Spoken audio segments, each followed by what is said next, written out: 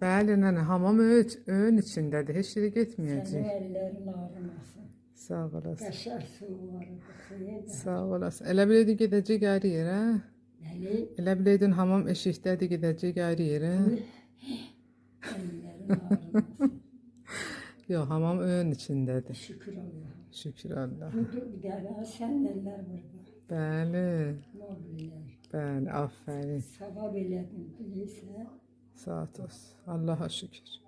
Tertemiz, gül təkin oldun. Maşallah. Sən də yoğundun, maşallah.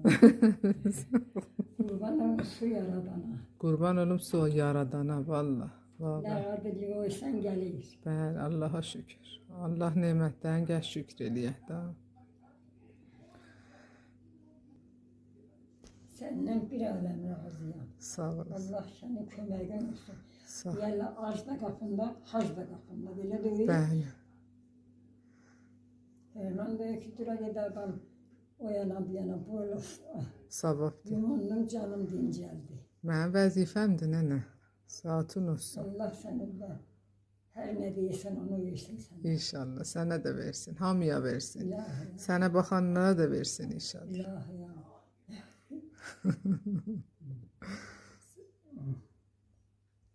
Sağ ol. Nənə bunu çadıra təkil örtübsən başıma.